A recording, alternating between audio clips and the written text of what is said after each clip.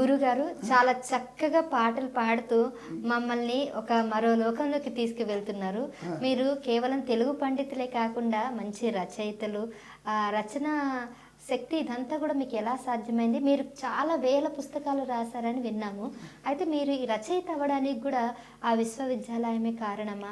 లేకపోతే మిమ్మల్ని రచయిత కావడానికి మిమ్మల్ని ఏది ప్రేరేపించిందంటారు? తప్పకుండా నాన్న, ఎప్పుడైతే నాకు భగవద్ అనుగ్రహంలో ఈ పాఠశాల కంచి పరమాచార్య స్వామి ఆశీస్సులతోనే వారిని ఒకసారి సందర్శించినప్పుడు చంద్రశేఖర్ యతీంద్రులు వారిని 79లో స్వామి నాకు అబ్బాయి కావాలన్నప్పుడు వాళ్ళు అలా నన్ను చూసి కళ్ళారిపారు కంచిలో కాలడిలో. వారి బ్లెస్సింగ్స్తోనే నాకు అబ్బాయి పుట్టాడు. ప్రస్తుతం ఆస్ట్రేలియాలో మా అబ్బాయి క్వాంటాస్ ఎయిర్లైన్స్లో నా కొడుకు కోడలు మనవడు మనవాళ్ళు ఉన్నారు. మా పిల్లలు కూడా బాగా చదువుతున్నారు. మా కోడలు కూడా మంచి ఎంఎస్సీ మ్యాథమెటిక్స్, మా అబ్బాయి ఎయిర్లైన్స్ ఇంజనీర్గా ఉన్నాడు. బాగా నా కూతురు ఏమో బెంగళూరులో ఉంటుంది, ఎంబీఏ పిహెచ్డీ దాకా. ఆమెకి 2 కూతురులు.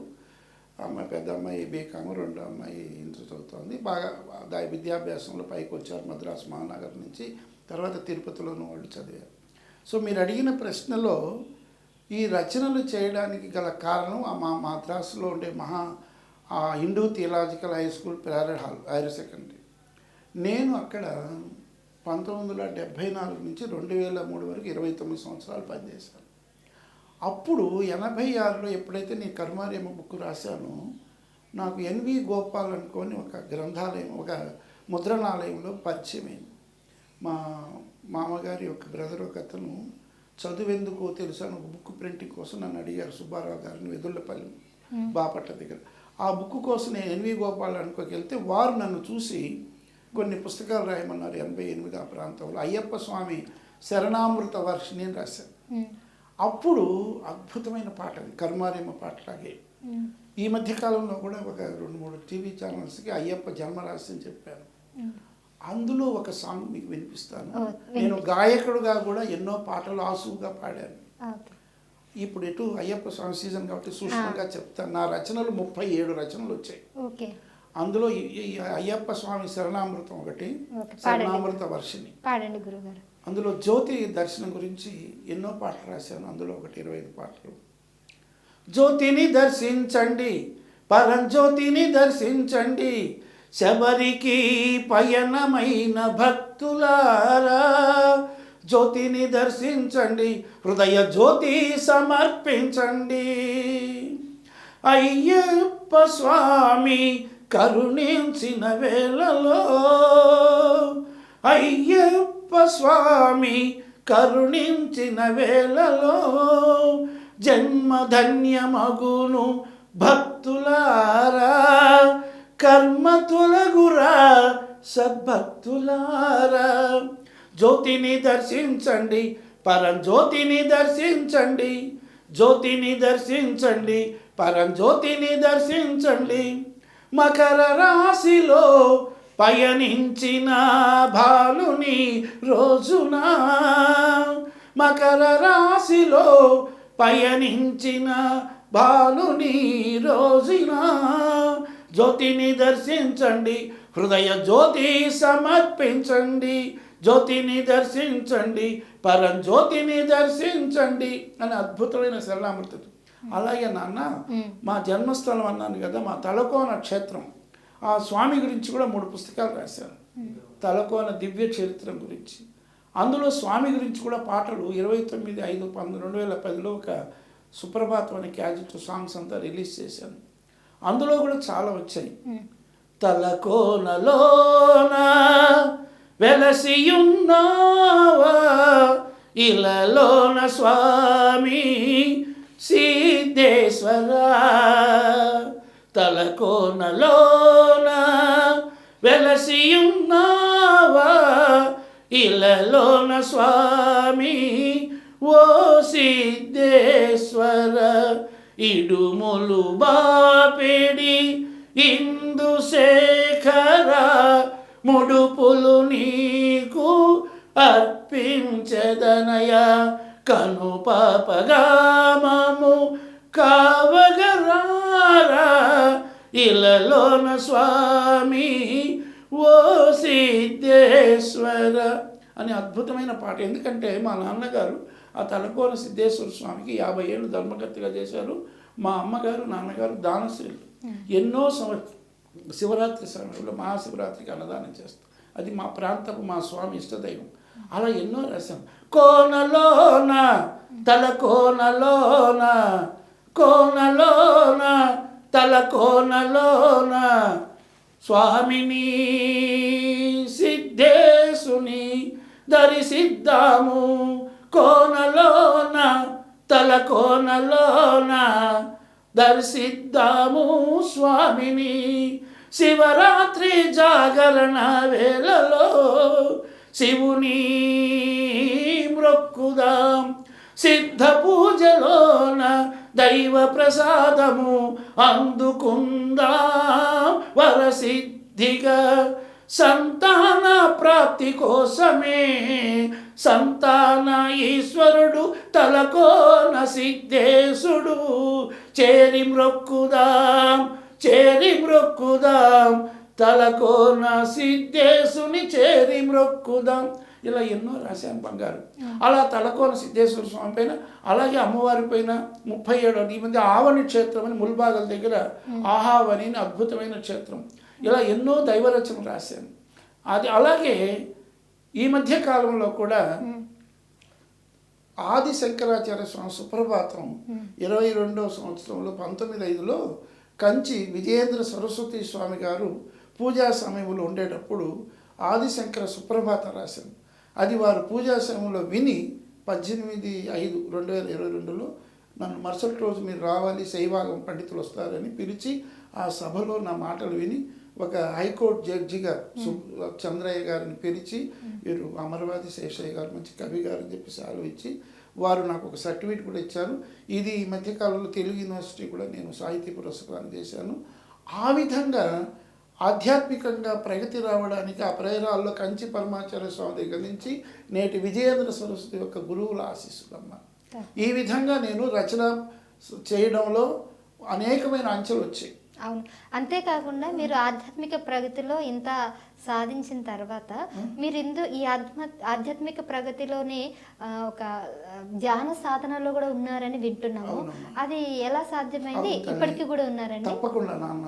ఎందుకంటే నేను మద్రాసులో ఉండేటప్పుడు 88వ సంవత్సరంలో నాకు అనుకోకుండా ఒక రఘుత్తమరావు గారిని మా రామచంద్ర మిషన్ నిధులు ఒక అనుకోకుండా ఒక ఆఫీస్కి వెళ్ళినప్పుడు పరిచయం అయ్యి నన్ను పిలుచుకెళ్ళారు. అక్కడ సహజ మార్గ రాజయోగం అని చెప్పేసి అది 12/6/1988లో వరదన్ గారిని ఒక ప్రసిద్ధులు పరిచేశారు.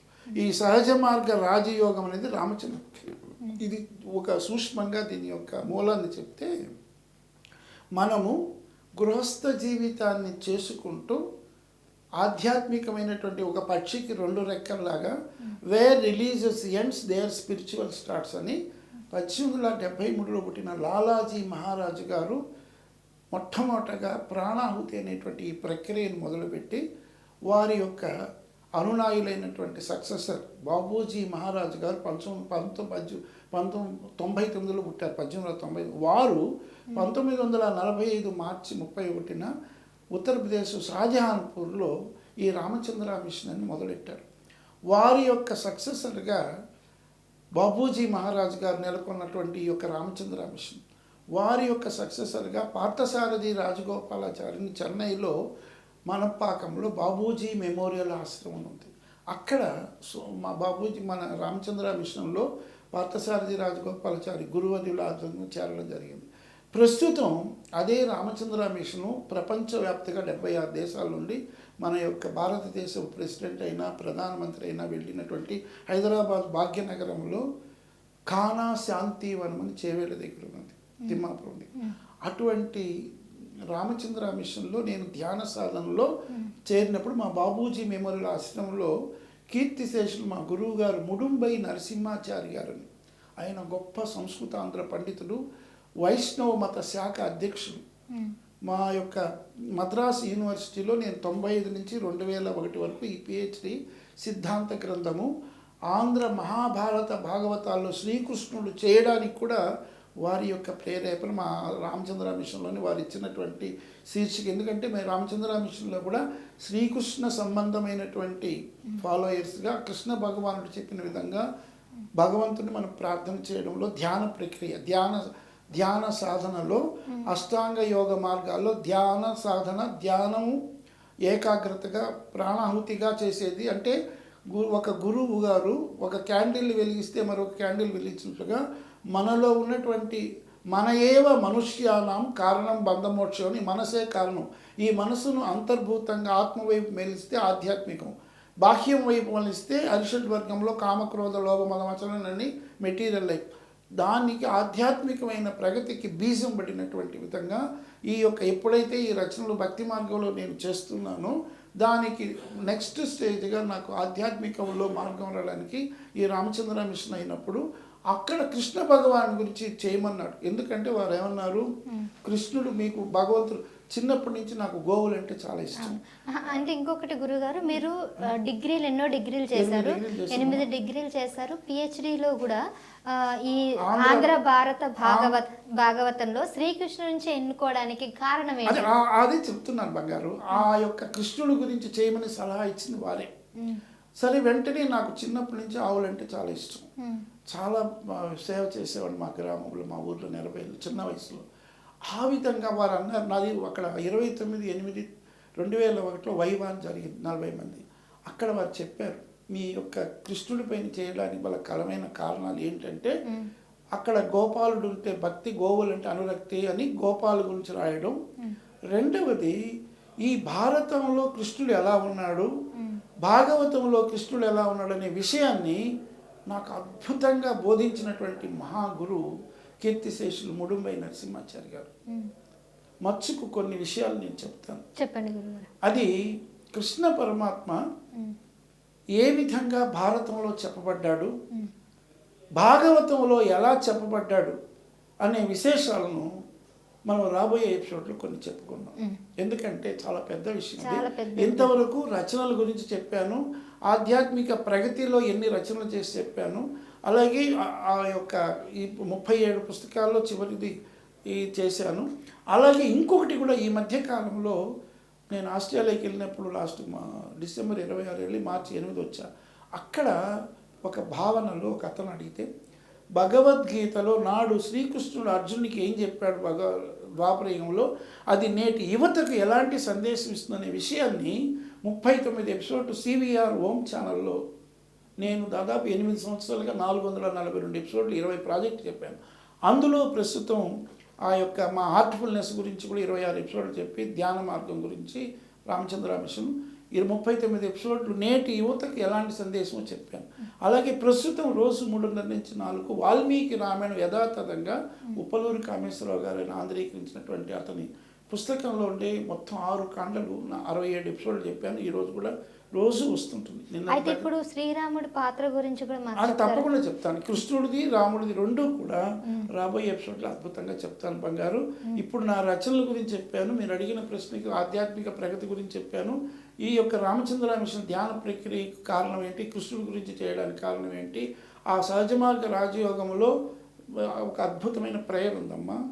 ఓ master, thou are the real goal of human life, we are yet but slaves of wishes, putting bar our advancement, thou are the only God and power to bring us up to that stage. అంటే అతీతమైనటువంటి ఒక శక్తి ఒకటి ఉన్నది కాబట్టి నీవే మా దైవం, మా లక్ష్య సాధనని ఎక్కడో కోరికల చేత అడుగంటిపోయిన మమ్మల్ని పైకి తీసుకుని చాలా గొప్ప మిషన్ అమ్మా ఇది.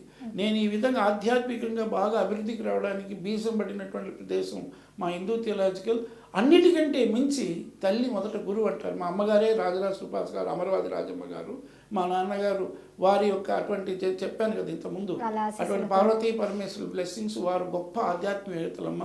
వారి యొక్క జన్మ వారు ఇవ్వడమే నాకు పూర్వజన్మ సుకృతం. అటువంటి తల్లిదండ్రులు, అలాంటి మా అన్నదమ్ములు అంత గొప్పగా వెలగడానికి కారణం మా తల్లిదండ్రులు. కాబట్టి మా అమ్మగారు గురువుగా నాకు ఆధ్యాత్మిక చిన్నప్పుడు దైవానుగ్రహం అయింది.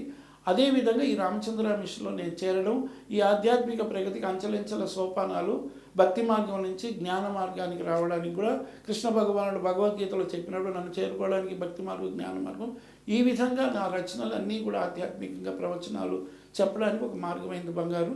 స్వస్తి. ధన్యవాదాలు గురుగారు.